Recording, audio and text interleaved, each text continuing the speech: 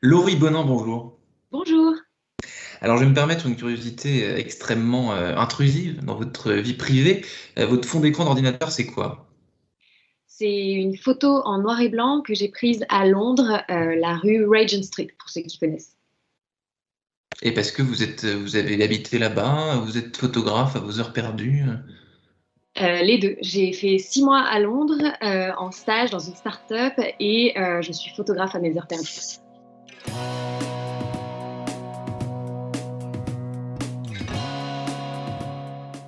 Bonjour à tous et bienvenue au Talk Dessineur du Figaro en visio depuis, je crois, la station F, que je crois deviner derrière, avec Laurie Bonin, qui est entrepreneuse, cofondatrice du site Artpoint.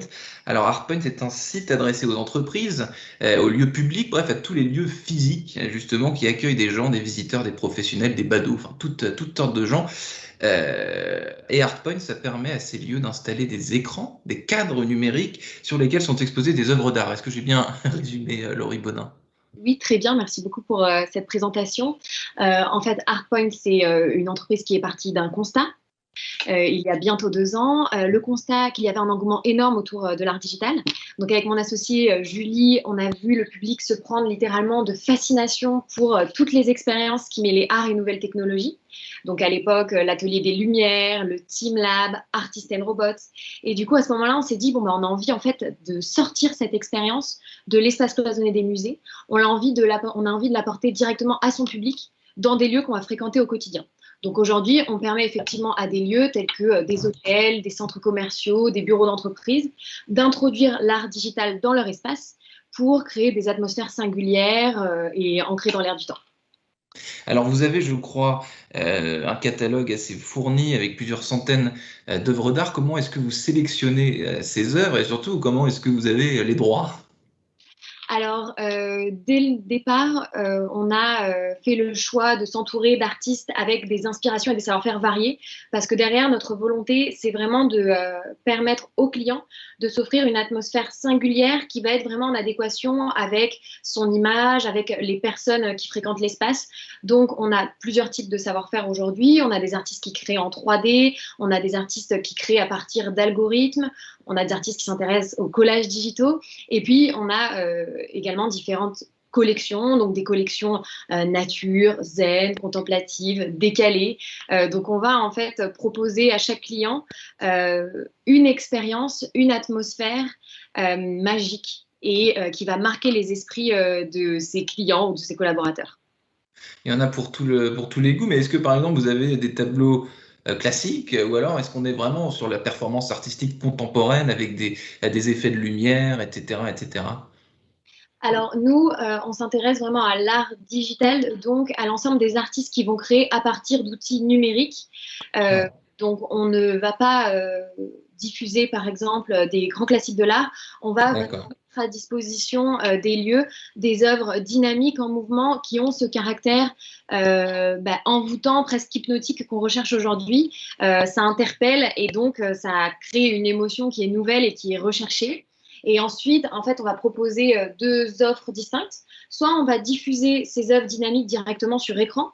C'est ce qu'on appelait la galerie digitale. Donc, la galerie digitale, on a un catalogue d'œuvres à diffuser. On a 1500 œuvres et on va aller piocher dans ce catalogue et renouveler chaque mois les contenus.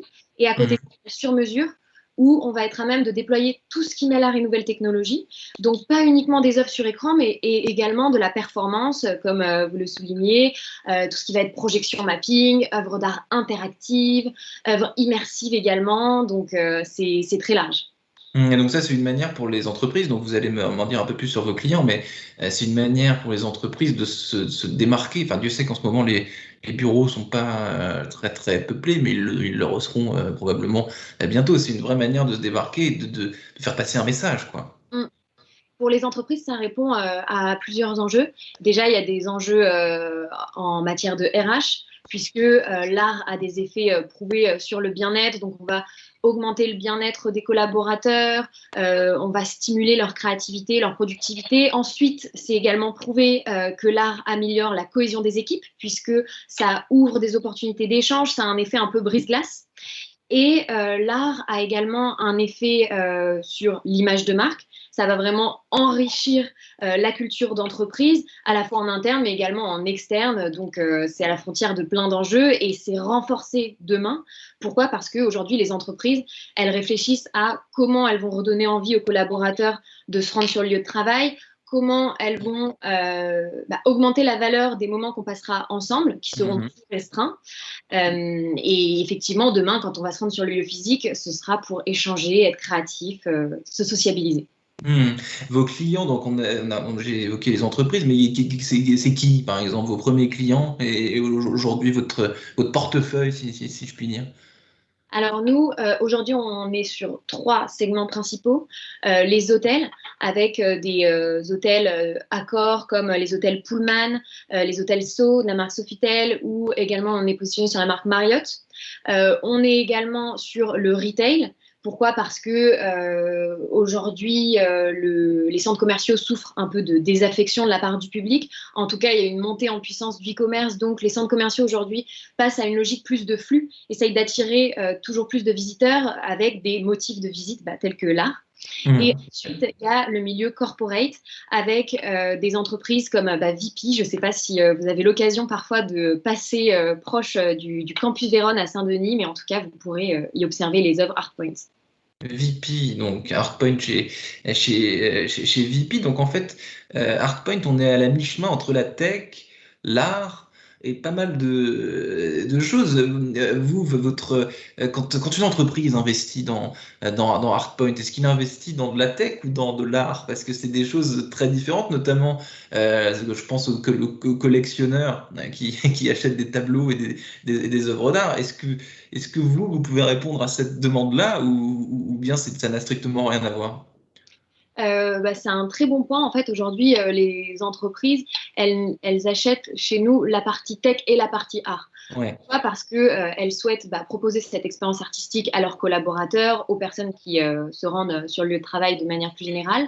Mais elles souhaitent également affirmer une position innovante.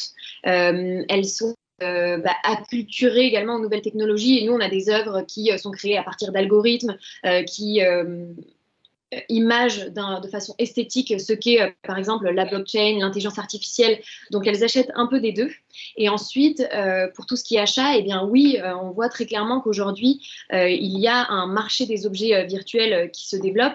C'est la même chose pour les œuvres d'art. Donc aujourd'hui, on peut posséder une œuvre d'art numérique de la même manière qu'on posséderait un tableau. Et Laurie Bonin, dernière question, votre métier, votre activité, c'est infiniment créatif parce que il y a tout un champ des possibles, de performance, on a dit le mot tout à l'heure. Où est-ce que vous puisez, vous, vos inspirations pour proposer des choses variées qui tapent à l'œil des clients? Est-ce que vous avez des profils artistiques qui travaillent avec vous? Comment est-ce que tout ça se matérialise? Alors, j'ai envie de dire que effectivement, être au contact de l'art au quotidien, ça inspire. Très clairement, nous, on est au contact de nos 150 artistes. Ils nous soumettent leurs idées au quotidien, ils nous partagent leurs concepts artistiques. Donc, ça donne plein d'idées en interne. Et ensuite, chez nous, on a effectivement donc mon associée Julie, qui est spécialisée sur tous les sujets en matière d'art, puisqu'elle est juriste en droit d'auteur, droit du marché de l'art. Donc, elle est l'interlocuteur privilégié des artistes. D'accord. Merci infiniment, Laurie Bonin, d'avoir répondu à mes questions pour le Talk Dessineur du Figaro. Je vous souhaite une bonne journée et donc à très bientôt dans la vraie vie. Merci.